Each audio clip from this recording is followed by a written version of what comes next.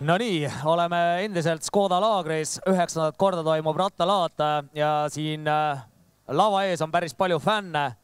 Rein lõpetas ja jätkame nüüd juba 20 aastat oma karjääris triatleet olnud Marko Albert. Tere tulemast!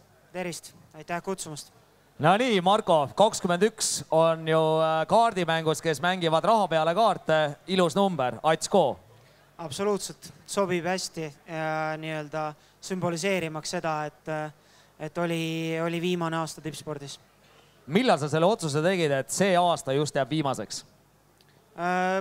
No ma andsin endale sellise aastase maha tulemise, ehk siis eelmine aasta enam-vähem samal ajal otsustasin, et ma hakkan nagu vaikselt otsi kokku tõmbama, et valin vähem võistlusi, ei proovi enam Hawaii Ironmanil kvalifitseeruda, vaid võtan midagi muud, mida ma muidu ei saanud teha. Aga nagu Raivoga rääkides leidsime seda, et üks hea võistlus televaatajatele peab pakkuma tippsporti, rahvasporti ja ka emotsiooni. Kui me võtame nüüd selle Tallinna Ironmani ja sa lõpetasid oma karjääri kodus ja pedestaalil ja sul oli nii palju kaasalaid pöidlahoidjad, said teha seda oma kodus. Et see on kuidagi naljakas see, et see on nagu vandenõu, et see on niimoodi kokku pandud, et 21 aastat sa lõpetada karjääri ja esimest korda Eestis on Ironman ja saad koduõuel teha selle Ironmani läbi lahkumisvõistlusena. Kas sa tundsid, et see on suur asi või see Eestis lõpetada karjäär, see ei olnud midagi erilist?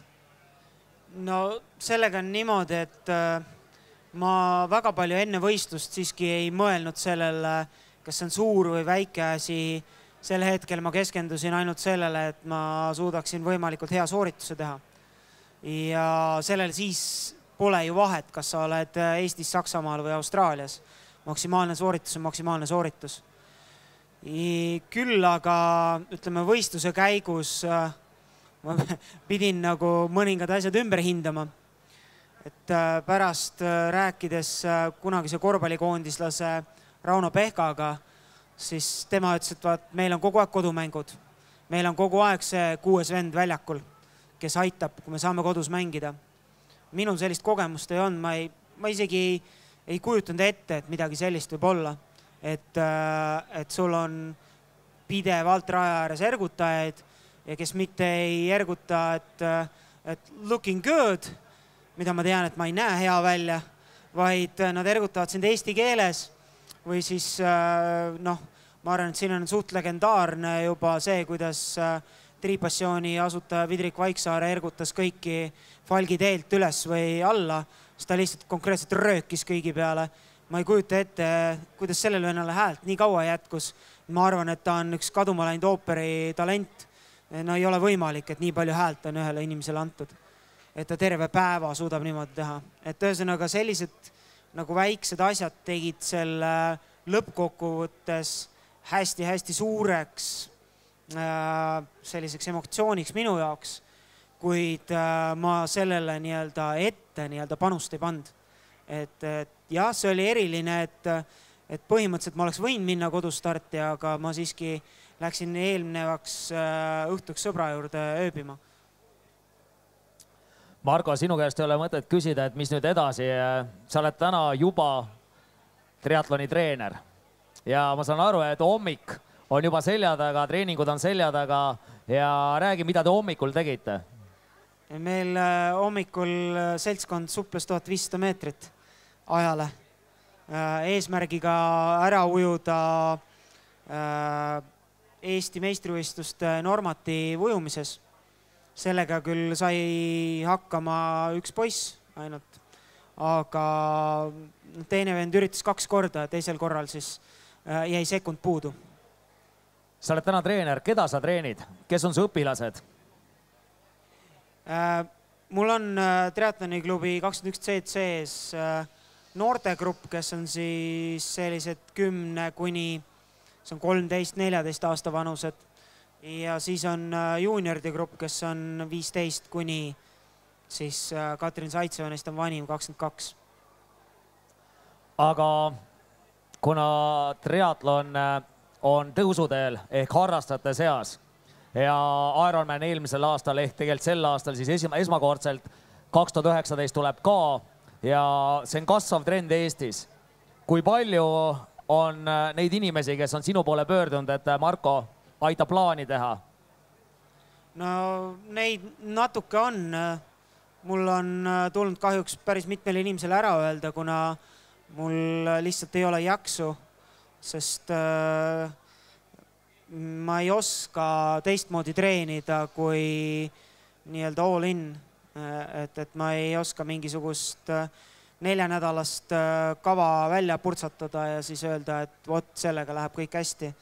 Et ma üritan ikkagi võtta inimest, iga õpilast indiviidina ja vastavalt tema nii-öelda võimetele ja ajaressursile ja stressitasemele neid treeningplaane koostada. Ehk sa tahad väita, et sa ei tegele algajate triatleetidega? Ei, ma ei väida seda. Ma tegelen igal tasemel triatleetidega. Minu jaoks ei ole vahet sellel, kas inimene läheb ajalise eesmärgi peale või ta läheb kas või ainult läbimise eesmärgi peale. Kui ta seda teha tahab, siis mina seda kindlasti ei sõelu, et ei, ma võtan ainult neid, kes tahavad teha alla 10 tunni või alla 9 tunni. Nii see ka päris ei käi. Et mulle endale treenerina arenguks on ka vajalik selliste inimeste võtmine, kes endast kujutavadki ühte suurt valget lehte. Hakka kirjutama, esimesena võid kirjutada A-tähe nii suure, kui tahad. No nii, Marko, aga räägime siis sellest nendest nõuannetest, kuna ma saan aru, sinu rühma enam ei mahu, see on täis ja neid triatleetide treenerid tegelikult Eestimaal ju väga palju ei ole, kui siin Jüri Käene, Ain-Alar Johanson, ma ei tea, Margus Püvi äkki Marko Albert, aga kõigil on täis. Mida siis need teevad, kes tahavad teha ja mis nõu sa neile annaksid, kus nad saaksid informatsiooni, kelle poole võiks pöörduda või kui ei olegi vaja infot, siis mida nad tegema peaks, et teha läbi siis ka üks triatlon, on ta siis 73 või on ta mõni väiksem, kus kohast alustada? No neid viise on päris mitmeid. Esimene võimalus on see, et internet on täis kõik võimalikke treeningplaane 5 kuuga, kuidas see on, 5 kuuga rekkajuhiks ja nii edasi. Et ka ma arvan, et 10-nädalasi ja 12-nädalasi treeningplaane on hunnikutes. Rohkem võib-olla soovitaksin leida endale selline seltskond inimesi, kes mõtestatult tegutseb juba. Kui ei õnnestu leida triatloni treenerit, kuigi meil on kutsekvalifikatsiooniga neid siiski rohkem ja kahjuks Ain-Alaril näiteks kutsekvalifikatsiooni ei olegi, tal on lihtsalt teadmised omaenda karjäärist, mida ta suudab väga edukalt edasi anda. Kuid triatloni treenereid, kes on õppinud ja kes on eksami sooritanud, on päris mitmeid. Et kutsekvalifikatsiooni komisjoni esimees on meil Karmen Reinbold. Aga ühesuguse mõtteviisiga triatleete või sportlasi leiab erinevate triatloni klubide juurest. Et väga paljude klubide juurde on juba tekkinud harrastajate rühmad, kus siis üheks infoallikaks on kindlasti treener, kes õpetab ja suunab ja teiseks infoallikaks on suuremate kogemustega harrastajad, kes on juba seal klubis, kelle käest saab ikka nööbist kinni võtta ja küsida, et kuule, et sa käisid seal ja seal võistlemas, et räägi mulle selle kohta natukene või et mida ma nagu tegema peaks. Ja kui endale on leitud see seltskond, millega sinu nii-öelda soov ühineb kõige rohkem, et kas, ma tean, et triatloni 21 CC kuulsus on rohkem selline, et no fun, all game, päris nii ei ole. Et eks nalja saab ikka, aga jah, me oleme võib-olla probleem ongi selles, et Jüri ja siis Jüri kasvandikuna mina, me olemegi tõsimeelsed spordimehed. Midagi teha ei ole. Me suhtumegi sellesse asja selliselt, et nalja peab saama, aga trenni tuleb teha. On ka teisi triatloni klubisi, kus võib-olla nalja on natuke rohkem kui sellist tõsimeelset trenni, aga niimoodi saab. Ja kui see loob, nagu ütleme, parema sellise õhkonnad, sa suudad igapäevaselt midagi teha, siis tuleb ainult minna anda. Ehk siis soovitus on esimesena leida seltskond, teisena hakata järjepidevalt ennast liigutama ja kolmandana hakata pihta mõõdukatest nii-öelda võistlustest. Esimene võistlus ei pea olema Ironman. Eesti võistluskalender on väga kirju. See saab alustada erinevate duatlonide ja mountain bike triatlonide asjadega täpselt selliselt distantsilt, kestuselt, nagu parasjagu soov on. Et ei pea jõulude ajal või uue aasta peol kolleegidega kihla vedama, et kas suudad või ei suuda Ironmani läbida. Et on ka teisi võimalusi, mismoodi triatloniga algust teha. Tegelikult vist see, et leida klubi või seltskond, see on nagu väga-väga hea soovitus, aga tulebki lihtsalt alustada ja tulebki nagu kuldreegel, et saab sõbraga trennis rääkida, see on juba hea trenn, kui ma pakun, et kui teha seal nädala jooksul juba selline 3-4 sellist 2-tunnist trenni triatloni jaoks ära, kus sa hoiadki seda kuldreeglit meeles, ehk see pulss seal aeroobses tsoonis, saab sõbraga rääkida, siis juba mingisuguse 7-8 päeva pärast võib tunda, et oledki tugevamaks saanud. No jah, selle nimi on rohkem saiavorm, aga selle nagu edasi minnes, siis see võib ühel hetkel nii-öelda järgmisse staatusesse jõuda. Aga kindlasti jah, need trennid võib-olla ei peagi olema nii pikad, et kui alguses endale luua vähemalt selline muster, mismoodi päevast päeva hakkama saada. Et kõikidel inimestel on ju spordi tegemise kõrvalt ka töö, siis on neil ikkagi väga tihti perekond, muud sotsiaalsed kohustused. Et kui endale juba võtta eesmärke, kuidas moodi see päev niimoodi planeerida, et saaks ennast ka vahepeal liigutatud, kas see on juba väga suur samm edasi. Noh, et parafraseerides siin võib öelda, et alati kõige raskem samm on esimene samm välja. Et edasi läheb juba palju kergemaks.